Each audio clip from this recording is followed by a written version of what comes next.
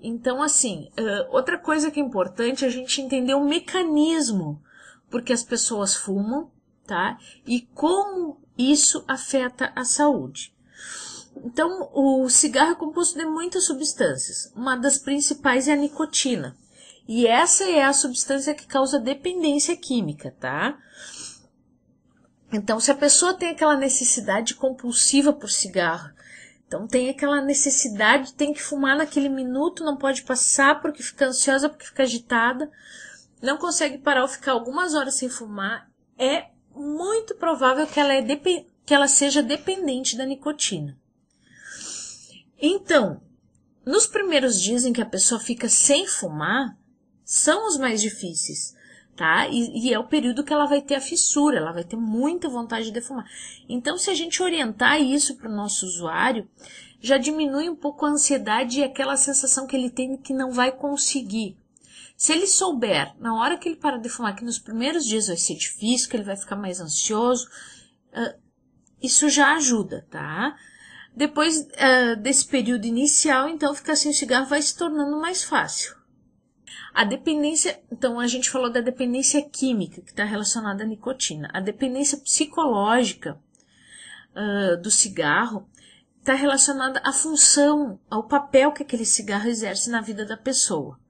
Então, como a gente viu na história em quadrinhos, para o seu João, ele disse ali, era a única coisa que restava, era o prazer que ele tinha, o cigarro.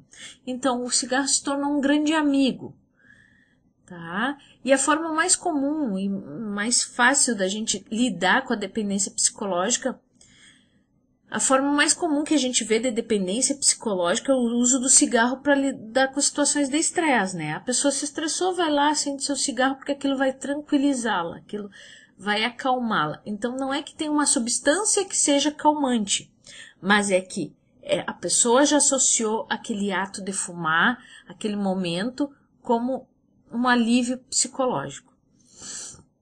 Então, as pessoas sentem que o cigarro relaxa. E aí elas fumam sempre que estão tensas. Mas, na verdade, elas relaxam porque o cigarro é familiar. É como se ele fosse um amigo próximo. Tá? E aí é uma forma de alívio, uma forma de descarregar toda a tensão. Outras pessoas também usam o cigarro como para lidar com a solidão. Então, ele é o grande amigo, é o grande confidencial. O cigarro se torna esse amigo e dessa forma a pessoa, quando ela se sente triste, ela vai lá e pega o cigarro. E ao pensar em parar de fumar, ela pensa que ela está perdendo esse grande amigo, esse grande companheiro, como perder realmente um amigo.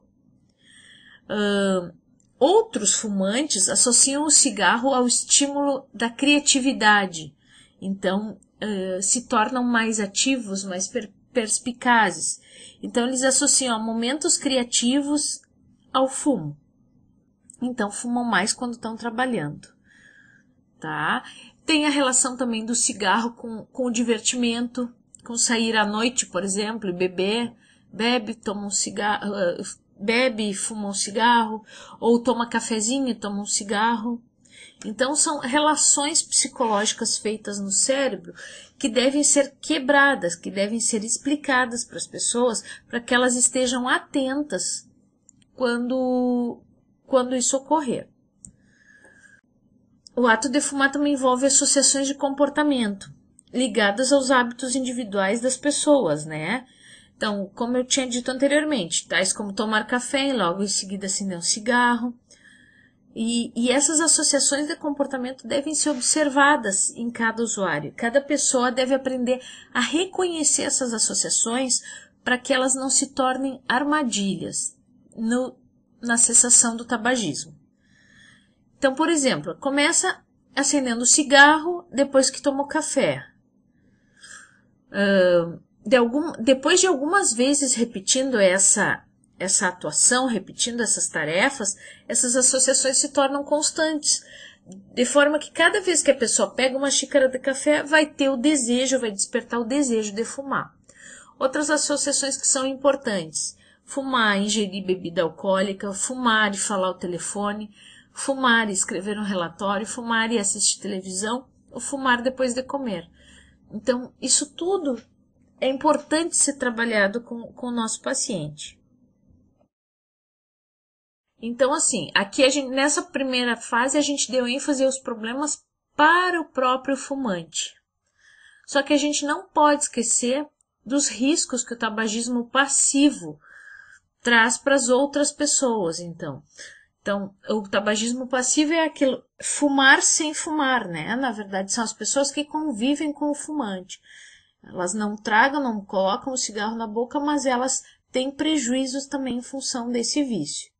Então, exposição de crianças pequenas, principalmente os bebês, de pais que fumam, aumenta em 50% o risco desses bebês terem infecções respiratórias, como pneumonia, bronquite ou bronquiolite. E em 60% aumenta o risco de síndrome da morte súbita infantil, tá? Que é o bebê que é saudável, que não tem problema nenhum e que simplesmente não acorda, tá? E é um índice muito alto, 60% de risco de morte se os pais forem fumantes, é muito alto. Além disso, há um risco 30% maior de câncer de pulmão e 25% maior de infarto entre os não fumantes que convivem com fumantes em casa ou no trabalho. Tá? Então, aquela pessoa que não fuma, que a opção de vida dela não é fumar, mas que ela convive com um fumante, ela tem 30% mais chance de vir a ter um câncer de pulmão e 25% mais chance de infartar em função do cigarro. Outra questão é fumar em ambientes fechados, tá? O fumante que fuma em locais fechados, ele aumenta a exposição e o risco dele, porque a fumaça que sai da ponta do cigarro chega a ter 3 vezes mais nicotina, 3 vezes mais monóxido de carbono e 50 vezes mais substâncias cancerígenas que a fumaça que ele traga. Então, aquela fumaça que está saindo da ponta do cigarro é pior do que a fumaça tragada. Então, se ele estiver num ambiente fechado, isso vai aumentar muito o risco dele desenvolver desfechos ruins. E os riscos são independentes do número de cigarros fumados. Isso é importante também, porque aquele usuário, mas eu só fumo 1, 2, 3 cigarrinhos por dia. Não, o risco é independente da quantidade de cigarros fumados. Não existe um nível de segurança para o número de cigarros fumados, tá? Não dá para dizer assim, se o senhor fumar só um cigarro, vai estar mais seguro do que aquele que fuma 10 por dia. As taxas de câncer de pulmão em fumantes de 1 a 9 cigarros dia, que é considerado fumante leve, é já 6 vezes maior do que no não fumante. Então, já indica que o tabagismo é um grande risco, mesmo quando a exposição é relativamente baixa. Outra questão é que fumar cigarros light ou de baixos teores não elimina o risco do fumante vir a ter doenças relacionadas ao tabaco, tá? Na verdade, os estudos mostram que quando a pessoa muda para marcas light ou com baixos teores de nicotina, esse fumante passa a fumar uma maior quantidade de cigarro e traga com mais intensidade, e aí para manter o nível de nicotina sanguíneo. Tá? Então, troca 6 por meia dúzia, não vai mudar muito e o desfecho continua sendo ruim. Portanto, o que a gente tem que lembrar? Que não adianta fumar pouco cigarro por dia ou fumar só depois que chega em casa ou fumar tipo light ou não tragar. Nada disso adianta. O cigarro sempre é prejudicial, independente da quantidade, do tipo, da forma e do consumo. E o seu uso deve ser desestimulado pela equipe de saúde, sempre. Então, é importante também outra questão do cigarro é que o monóxido de carbono, aquele que sai na fumaça do cigarro, é ele que não permite uma qualidade adequada de oxigenação nos pulmões, tá? Então, não vai oxigênio adequado para o corpo todo, para os tecidos, para os órgãos do corpo. Mas ninguém está imune aos efeitos danosos do monóxido de carbono, que é um gás que sai também dos automóveis. E só que essa presença do monóxido de carbono faz com que o coração não receba a oxigenação adequada para o seu funcionamento. E isso, com o passar dos anos, leva ao infarto. Tá? Na gestante também é importante ressaltar que o monóxido de carbono diminui o oxigênio que chega para o bebê, tá? E vai trazendo problemas. A placenta de uma mãe, de uma gestante fumante é diferente da placenta de uma gestante não fumante. Isso vai trazer repercussões para o feto.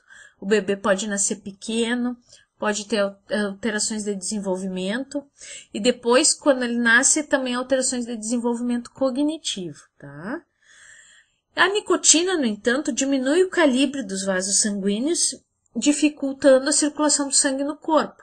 E outra coisa, a nicotina funciona como um estimulante, então ele aumenta a ansiedade nas pessoas que têm predisposição para serem ansiosas. É importante também colocar que o alcatrão provoca o aparecimento do câncer.